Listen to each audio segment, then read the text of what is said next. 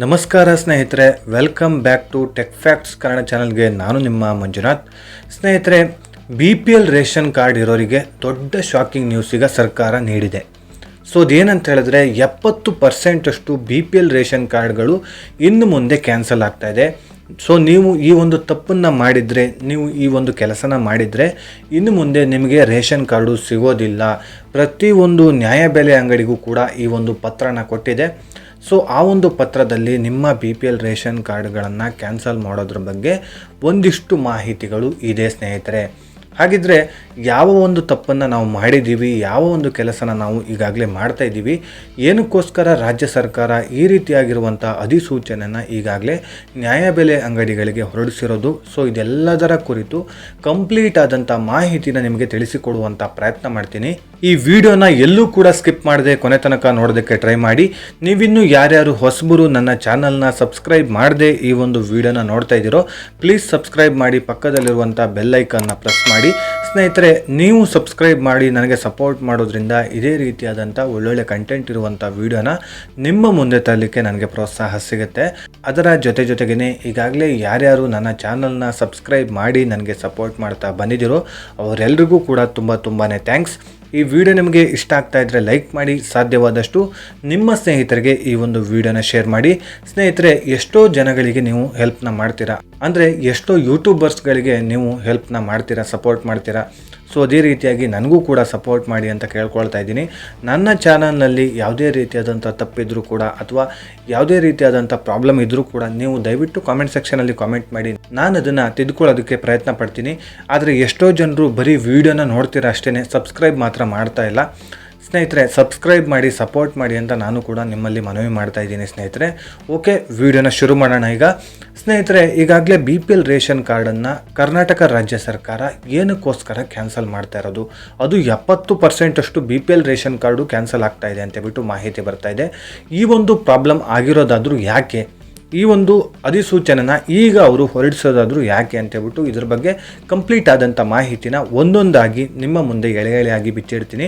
ಸ್ನೇಹಿತರೆ, ಮೊದಲನೇದಾಗಿ ನಿಮ್ಮ ಒಂದು ರೇಷನ್ ಕಾರ್ಡನ್ನು ಕ್ಯಾನ್ಸಲ್ ಮಾಡೋದಕ್ಕೆ ಮೇನ್ ರೀಸನ್ ಅಂತ ಹೇಳಿದ್ರೆ, ನೀವು ಈಗಾಗಲೇ ಇನ್ಕಮ್ ಟ್ಯಾಕ್ಸು ಜೊತೆಗೆ GSTನ ಕಟ್ತಾ ಇದ್ದೀರಾ ಅಂತ ಹೇಳ್ಬಿಟ್ಟು. ಇನ್ಕಮ್ ಟ್ಯಾಕ್ಸು ಜೊತೆಗೆ GST ಕಟ್ತಾ ಇದ್ದೀರಾ ಅಂತ ಹೇಳಿದ್ರೆ ನೀವು ಪೂರ್ ಪೀಪಲ್ ಅಲ್ಲ, ರಿಚ್ ಪೀಪಲ್ಲು. ಸೊ ನಿಮ್ಮ ಹತ್ರ ಈಗಾಗಲೇ ಹಣ ಸಾಕಷ್ಟು ಇದೆ, ನೀವು ಯಾವುದೇ ಕಾರಣಕ್ಕೂ ಬಡವರಲ್ಲ.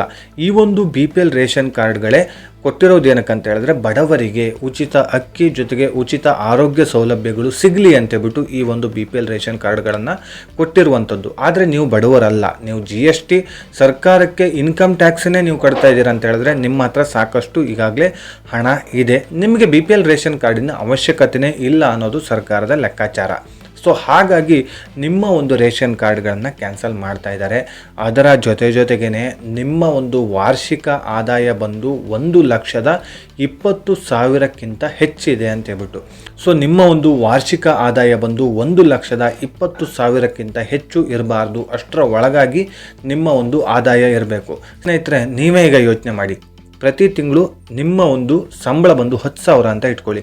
ನಿಮ್ಮ ಒಂದು 10,000 ಸಂಬಳ ಆದರೆ ವರ್ಷಕ್ಕೆ ಬಂದು 1,20,000 ಆಗೋದು. 10,000ಕ್ಕಿಂತ ಕಡಿಮೆ ದುಡಿತಾ ಇರೋರು ಯಾರೂ ಕೂಡ ಇಲ್ಲ. 10,000 ದುಡಿದ್ರೂ ಯಾವ ಮೂಲೆಗೂ ಸಾಕಾಗೋದಿಲ್ಲ, ಅದು 15 ದಿನದ ರೇಷನ್ಗೂ ಕೂಡ ಸಾಕಾಗೋದಿಲ್ಲ. ಸೊ ಎಲ್ಲರೂ ಕೂಡ 15, 20, 25 ಈ ರೀತಿಯಾಗಿ ದುಡಿತಾ ಇದ್ದಾರೆ. ಆದರೆ ನಿಮ್ಮ ಒಂದು ರೇಷನ್ ಕಾರ್ಡ್ಗಳು 1,20,000ಕ್ಕಿಂತ ಹೆಚ್ಚು ಆದಾಯ ಇದ್ದರೆ ಈ ಒಂದು ರೇಷನ್ ಕಾರ್ಡ್ಗಳನ್ನು ಕ್ಯಾನ್ಸಲ್ ಮಾಡ್ತಾರೆ ಅಂತೇಳ್ಬಿಟ್ಟು ಮಾಹಿತಿ ಈಗ ಸರ್ಕಾರದ ಕಡೆಯಿಂದ ಅಧಿಸೂಚನೆನ ಹೊರಡಿಸಿರುವಂಥದ್ದು. ಜೊತೆಗೆ ಸ್ನೇಹಿತರೆ, ನಿಮ್ಮ ಮನೆಯಲ್ಲಿ ಏನಾದರೂ ವೈಟ್ ಬೋರ್ಡ್ ಕಾರ್ ಇದ್ದರೂ ಕೂಡ ನಿಮ್ಮ ಒಂದು ರೇಷನ್ ಕಾರ್ಡು ಕ್ಯಾನ್ಸಲ್ ಆಗುತ್ತೆ. ವೈಟ್ ಬೋರ್ಡ್ ಕಾರ್ ಇದ್ದರೆ ನಿಮ್ಮ ಒಂದು ರೇಷನ್ ಕಾರ್ಡು ಕ್ಯಾನ್ಸಲ್ ಆಗುತ್ತೆ. ಯೆಲ್ಲೋ ಬೋರ್ಡ್ ಕಾರ್ ಇದ್ದರೆ ನಿಮ್ಮ ಒಂದು ರೇಷನ್ ಕಾರ್ಡು ಕ್ಯಾನ್ಸಲ್ ಆಗೋದಿಲ್ಲ. ಯೆಲ್ಲೋ ಬೋರ್ಡ್ ಕಾರ್ ಇದ್ದರೆ ಅದು ಉದ್ಯೋಗಕ್ಕಂತ ಇಟ್ಕೊಂಡಿರುವಂಥದ್ದು, ಬಾಡಿಗೆ ಹೊಡೆಯೋದಕ್ಕಂತ ಇಟ್ಕೊಂಡಿರುವಂಥದ್ದು, ಅದರಿಂದ ಟ್ಯಾಕ್ಸ್ ಕೂಡ ಸರ್ಕಾರಕ್ಕೆ ಪೇ ಆಗುತ್ತೆ. ಸೊ ಹಾಗಾಗಿ ಯೆಲ್ಲೋ ಬೋರ್ಡ್ ಕಾರ್ ಇರೋರನ್ನ ಯಾವುದೇ ಕಾರಣಕ್ಕೂ ಸರ್ಕಾರ ಟಚ್ ಮಾಡೋದಿಲ್ಲ. ಸೊ ಯೆಲ್ಲೋ ಬೋರ್ಡ್ ಕಾರ್ ಇರೋರ ರೇಷನ್ ಕಾರ್ಡ್ ಕೂಡ ಕ್ಯಾನ್ಸಲ್ ಮಾಡೋದಿಲ್ಲ. ವೈಟ್ ಬೋರ್ಡ್ ಕಾರ್ ಇರೋರು ಮನೆಯಲ್ಲಿ ಸ್ವಂತಕ್ಕಂತ ಕಾರ್ ಇಟ್ಕೊಂಡಿದ್ದಾರೆ. ಸೊ ಇವರು ಬಡವರಾಗಿದ್ದರೆ ಇವ್ರ ಮನೆಯಲ್ಲಿ ಹೇಗೆ ಕಾರ್ ಬರೋದಕ್ಕೆ ಸಾಧ್ಯ? ಸೊ ಇವರು ಬಡವರಲ್ಲ ಅಂತೇಳ್ಬಿಟ್ಟು ಈಗಾಗಲೇ ಸರ್ಕಾರ ಆಗಿರಲಿ, ಕೇಂದ್ರ ಸರ್ಕಾರ, ರಾಜ್ಯ ಸರ್ಕಾರ ಎರಡೂ ಕೂಡ ಇದನ್ನು ಕನ್ಸಿಡರ್ ಮಾಡಿದ್ದಾರೆ. ಸೊ ಹಾಗಾಗಿ ನಿಮ್ಮ ಒಂದು ರೇಷನ್ ಕಾರ್ಡ್ ಕ್ಯಾನ್ಸಲ್ ಆಗೋದಕ್ಕೆ ಇದು ಕೂಡ ಒಂದು ತಪ್ಪಾಗಿರ್ಬೋದು. ಜೊತೆಗೆ ಸ್ನೇಹಿತರೆ, ನೀವು ಸರ್ಕಾರದ ಹುದ್ದೆಯಲ್ಲಿದ್ದು ನೀವು ಈ ಒಂದು BPL ರೇಷನ್ ಕಾರ್ಡನ್ನು ಪಡೆದಿದ್ದರೂ ಕೂಡ ನಿಮ್ಮ ಒಂದು ರೇಷನ್ ಕಾರ್ಡ್ಗಳು ಕ್ಯಾನ್ಸಲ್ ಆಗುತ್ತೆ. ಯಾವುದೇ ರೀತಿಯಾದಂಥ ಸರ್ಕಾರದ ಉದ್ಯೋಗದಲ್ಲಿ ನೀವಿದ್ದೀರಾ ಅಂತ ಹೇಳಿದ್ರೆ ನಿಮ್ಮ ಒಂದು ರೇಷನ್ ಕಾರ್ಡು ಕ್ಯಾನ್ಸಲ್ ಆಗುತ್ತೆ. ಅದರ ಜೊತೆಗೇ ಇನ್ನೊಂದು ಮುಖ್ಯವಾಗಿರುವಂಥದ್ದು, ಬೇರೆ ರಾಜ್ಯಗಳಲ್ಲಿ ಸ್ನೇಹಿತರೆ 40% ಅಷ್ಟು BPL ರೇಷನ್ ಕಾರ್ಡ್ಗಳನ್ನು ಹೊಂದಿದ್ದಾರೆ. ಅಂದರೆ 100 ಜನದಲ್ಲಿ 40 ಜನರು ಮಾತ್ರ ಈ ಒಂದು ರೇಷನ್ ಕಾರ್ಡ್ಗಳನ್ನು ಹೊಂದಿದ್ದಾರೆ. ಆದರೆ ನಮ್ಮ ರಾಜ್ಯದಲ್ಲಿ ಆ ರೀತಿ ಇಲ್ಲ. 100 ಜನದಲ್ಲಿ 80 ಜನರು BPL ರೇಷನ್ ಕಾರ್ಡ್ಗಳನ್ನು ಹೊಂದಿದ್ದಾರೆ. ಹೌದು, ಈಗಾಗಲೇ 80% ಅಷ್ಟು ಜನಗಳ ಹತ್ರ ಈಗಾಗಲೇ BPL ರೇಷನ್ ಕಾರ್ಡು ಇದೆ. BPL ಆಗಿರ್ಬೋದು, ಅಂತ್ಯೋದಯ ಆಗಿರ್ಬೋದು, ಎರಡೂ ರೇಷನ್ ಕಾರ್ಡ್ ಸೇರಿ 80% ಅಷ್ಟು ಜನಗಳ ಹತ್ರ ಈಗಾಗಲೇ BPL ರೇಷನ್ ಕಾರ್ಡ್ ಇದೆ. ಹಾಗಾಗಿ ಜನಗಳು ಬಡವರು ಎಲ್ಲಿದ್ದಾರೆ? ಸೊ ಎಲ್ಲರೂ ಕೂಡ ಶ್ರೀಮಂತರಾಗಿದ್ದಾರೆ. ಆದರೂ ಕೂಡ ಈ ಒಂದು BPL ರೇಷನ್ ಕಾರ್ಡ್ಗಳನ್ನು ಉಪಯೋಗಿಸ್ಕೊಂಡು ಸಾಕಷ್ಟು ಇದರಿಂದ ಅನುಕೂಲಗಳನ್ನು ಮಾಡ್ಕೊಳ್ತಾ ಇದ್ದಾರೆ. ಸೊ ಕೆಲವೊಂದಿಷ್ಟು ಸರ್ಕಾರದ ಸೌಲಭ್ಯಗಳನ್ನು ಪಡ್ಕೊಳ್ತಾ ಇದ್ದಾರೆ. ಹಾಗೆಯೇ ಹಾಸ್ಪಿಟ್ಲ್ಗಳಿಗೆ ಉಚಿತವಾಗಿ ಚಿಕಿತ್ಸೆನ ಪಡ್ಕೊಂಡು ಈ ಒಂದು BPL ರೇಷನ್ ಕಾರ್ಡ್ಗಳನ್ನು ಬಳಕೆ ಮಾಡ್ಕೊಳ್ತಾ ಇದ್ದಾರೆ. ಹಾಗೆಯೇ ಬೇರೆ ಬೇರೆ ಈ ಒಂದು ಗೃಹಲಕ್ಷ್ಮಿಗಾಗಿರ್ಬೋದು, ಅನ್ನಭಾಗ್ಯಕ್ಕಾಗಿರ್ಬೋದು, ಈ ಒಂದು ಯೋಜನೆಗಳಿಗೂ ಕೂಡ ಈ ಒಂದು BPL ರೇಷನ್ ಕಾರ್ಡ್ಗಳನ್ನು ಯೂಸ್ ಮಾಡ್ಕೊಳ್ತಾ ಇದ್ದಾರೆ. ಸರ್ಕಾರದಿಂದ ಏನೇನು ಸಬ್ಸಿಡಿಗಳಿದೆಯೋ ಆ ಎಲ್ಲ ಸಬ್ಸಿಡಿಗಳನ್ನು ಕೂಡ ಈ ಒಂದು BPL ರೇಷನ್ ಕಾರ್ಡ್ಗಳನ್ನು ತೋರಿಸ್ಬಿಟ್ಟು ತೆಗೆದುಕೊಳ್ತಾ ಇದ್ದಾರೆ. ಸೊ ಈ ರೀತಿ ಸರ್ಕಾರದ ವಾದ. ಆದರೆ ಇಷ್ಟು ಜನರು ಬಡವರು ಇಲ್ಲ. 70% ಅಷ್ಟು ಈಗಾಗಲೇ BPL ರೇಷನ್ ಕಾರ್ಡ್ ಹೊಂದಿದಾರಲ್ಲ, ಅದರಲ್ಲಿ 70% ಅಷ್ಟು ಜನಗಳು ಬಡವರೇ ಅಲ್ಲ. 30% ಅಷ್ಟು ಜನಗಳು ಮಾತ್ರ ಬಡವರು. ಇನ್ನುಳಿದಂಥ 70% ಅಷ್ಟು ಜನಗಳು ಬಡವರಲ್ಲ ಅಂತ ಹೇಳ್ಬಿಟ್ಟು ಈ ಒಂದು BPL ರೇಷನ್ ಕಾರ್ಡ್ಗಳನ್ನು ಇನ್ನು ಮುಂದೆ ಬಂದ್ ಮಾಡ್ತಾ ಇದ್ದಾರೆ. 70% ಅಷ್ಟು ಜನಗಳ BPL ರೇಷನ್ ಕಾರ್ಡ್ಗಳನ್ನು ಈಗಾಗಲೇ ಬಂದ್ ಮಾಡ್ತಾ ಇದ್ದಾರೆ. ಈಗಾಗಲೇ ಹುಡುಕಿ ಅವರನ್ನು ತೆಗಿತಾ ಇದ್ದಾರೆ. ಈಗಾಗಲೇ ನಾನು ಕಳೆದ ವಿಡಿಯೋದಲ್ಲೇ ನಿಮಗೆ ಹೇಳಿದ್ದೆ, ಲಕ್ಷಾಂತರ BPL ರೇಷನ್ ಕಾರ್ಡ್ಗಳು ಕ್ಯಾನ್ಸಲ್ ಆಗಿದೆ ಅಂತ ಹೇಳ್ಬಿಟ್ಟು ಕುಟುಂಬ ಅನ್ನೋ ಆ್ಯಪಲ್ಲಿ ಅವರು ಅವರ ಡೇಟಾವನ್ನು ಸಂಗ್ರಹಿಸಿದ್ದಾರೆ.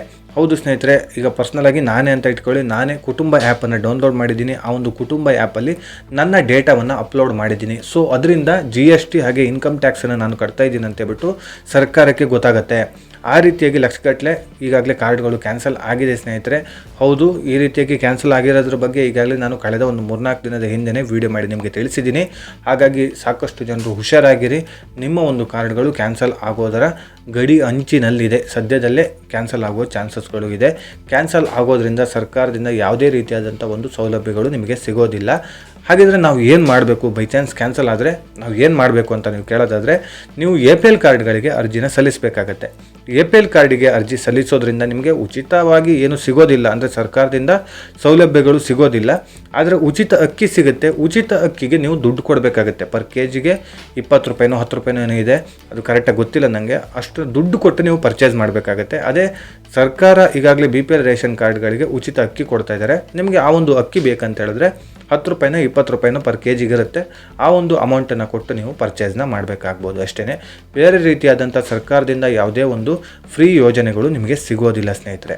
ಸರ್ಕಾರನೂ ಈಗ ಪ್ಲಾನ್ ಮಾಡಿದೆ. ಸಾಕಷ್ಟು ಈ ಒಂದು ಯೋಜನೆಗಳನ್ನು ನಾವು ಜಾರಿಗೊಳಿಸಿದೀವೋ, 5 ಯೋಜನೆಗಳನ್ನು ನಾವು ಏನು ಜಾರಿಗೊಳಿಸಿದೀವೋ ಅದರಲ್ಲಿ ಸಾಕಷ್ಟು ಹಣಗಳು ಪೋಲಾಗ್ತಾ ಇದೆ. ಅದರ ಜೊತೆಗೇ ಸ್ನೇಹಿತರೆ, ಈಗಾಗಲೇ ಈ ಒಂದು ಹಣನ ಬಿಡುಗಡೆ ಮಾಡೋದಕ್ಕೆ ಸರ್ಕಾರದ ಬಳಿ ಹಣನೂ ಕೂಡ ಇಲ್ಲ. ಏನೋ ಒಂದು ಹೇಳ್ಬಿಟ್ಟು ಯೋಜನೆಗಳನ್ನೆಲ್ಲ ಜಾರಿಗೊಳಿಸಿ ಆಯಿತು. ಆದರೆ ಈಗ ಸರ್ಕಾರದ ಬಳಿ ಹಣ ಇಲ್ಲ. ಆಗ ನಾವು ಏನೇನು ಕೊಡ್ತೀವಿ ಅಂತೇಳ್ಬಿಟ್ಟು ಭರವಸೆನ ಕೊಟ್ಟಿದ್ದಾರೋ ಈಗ ಸರಿಯಾಗಿ ಭರವಸೆನ ಈಡೇರಿಸೋದಕ್ಕೆ ಆಗ್ತಾ ಇಲ್ಲ. ಪ್ರತಿ ತಿಂಗಳು ಕೂಡ ಗೃಹಲಕ್ಷ್ಮಿ ಯೋಜನೆಯ ಹಣ ಜಮಾ ಆಗ್ತಾ ಇಲ್ಲ. 2-3 ತಿಂಗಳಿಗೆ ಒಂದ್ಸಲ ಜಮಾ ಆಗ್ತಾ ಇದೆ. ಅನ್ನಭಾಗ್ಯ ಯೋಜನೆಯ ಉಚಿತ ಅಕ್ಕಿ ಮಾತ್ರ ಕರೆಕ್ಟಾಗಿ ಸಿಗ್ತಾ ಇದೆ. ಇದಕ್ಕಿಂತ ಮುಂಚೆ ಉಚಿತ ಅಕ್ಕಿ ಹಣ ಏನು ಬರ್ತಾ ಇತ್ತೋ ಅದು ಕೂಡ ಅದೇ ರೀತಿಯಾಗಿ 2-3 ತಿಂಗಳಿಗೆ ಒಂದ್ಸಲ ಬರ್ತಾ ಇತ್ತು. ಹಣನೂ ಸರಿಯಾಗಿ ಬರ್ತಾ ಇರಲಿಲ್ಲ. ಆದರೆ ಈಗ ಅಕ್ಕಿ ಅಲ್ವಾ, ಪ್ರತಿ ತಿಂಗಳು ಕೊಡಲೇಬೇಕು, ಏನೂ ಮಾಡೋ ಆಗಿಲ್ಲ, ಕೊಡ್ತಾ ಇದ್ದಾರೆ. ಆದರೆ ಗೃಹಲಕ್ಷ್ಮಿ ಯೋಜನೆಯ ಹಣ ಮಾತ್ರ ಸರಿಯಾಗಿ ಬರ್ತಾ ಇಲ್ಲ. ವರಮಹಾಲಕ್ಷ್ಮಿ ಹಬ್ಬಕ್ಕೆ ಬಂದಾದಮೇಲೆ ಬಂದೇ ಇಲ್ಲ ಸ್ನೇಹಿತರೆ. ಸೊ ಈ ರೀತಿಯಾಗಿ ಸಾಕಷ್ಟು ಜನರಿಗೆ ಸಮಸ್ಯೆಗಳು ಆಗ್ತಾ ಇರೋದ್ರಿಂದನೇ, ಸೊ ಸರ್ಕಾರದ ಬಳಿ ಹಣ ಇಲ್ಲದೇ ಇರೋದ್ರಿಂದನೇ ಈ ಎಲ್ಲ BPL ರೇಷನ್ ಕಾರ್ಡ್ಗಳನ್ನು ಕ್ಯಾನ್ಸಲ್ ಮಾಡಿದ್ರೆ ಅರ್ಧಕ್ಕರ್ಧ ಹಣ ಡೌನ್ ಆಗುತ್ತೆ. ಈಗಾಗಲೇ ಸ್ನೇಹಿತರೆ 5 ಯೋಜನೆಗಳನ್ನು ಏನು ಜಾರಿಗೊಳಿಸಿದಾರೋ ಸರ್ಕಾರ, ಆ ಎಲ್ಲ ಯೋಜನೆಗಳಿಗೂ ಹಣ ಎಷ್ಟು ಬೇಕಂತ ಹೇಳಿದ್ರೆ 80 ರಿಂದ 90 ಸಾವಿರ ಕೋಟಿಯಷ್ಟು ಹಣ ಪ್ರತಿ ವರ್ಷ ಕೂಡ ಎತ್ತಿಡಬೇಕಾಗತ್ತೆ ಸ್ನೇಹಿತರೆ. ಅದತ್ರ 1 ಲಕ್ಷ ಕೋಟಿ ಅಂತ ಇಟ್ಕೊಳ್ಳಿ. ಸೊ ಸ್ನೇಹಿತರೆ, 1 ಲಕ್ಷ ಕೋಟಿಯಷ್ಟು ಹಣನ ಈ ಒಂದು ಉಚಿತ ಯೋಜನೆಗಂತಲೇ 1 ವರ್ಷ ಎತ್ತಿಡಬೇಕಾಗತ್ತೆ ಅಂತ ಹೇಳಿದ್ರೆ ಸರ್ಕಾರ ಕೂಡ ಯಾವುದೇ ರೀತಿಯಾದಂಥ ಅಭಿವೃದ್ಧಿ ಮಾಡೋದಕ್ಕೆ ಸಾಧ್ಯನೇ ಇಲ್ಲ. ಹೌದು, ಅಭಿವೃದ್ಧಿ ಮಾಡೋದಕ್ಕೆ ಚಾನ್ಸೇ ಇಲ್ಲ. ಅಭಿವೃದ್ಧಿ ಮಾಡೋದಕ್ಕೆ ಹಣ ಎಲ್ಲಿದೆ? ಈ ಒಂದು ಉಚಿತ ಯೋಜನೆಗಳಿಗೆ ಹೊಂದಿಸೋದಕ್ಕೆ ಹಣ ಸರ್ಕಾರದ ಬಳಿ ಇಲ್ಲ.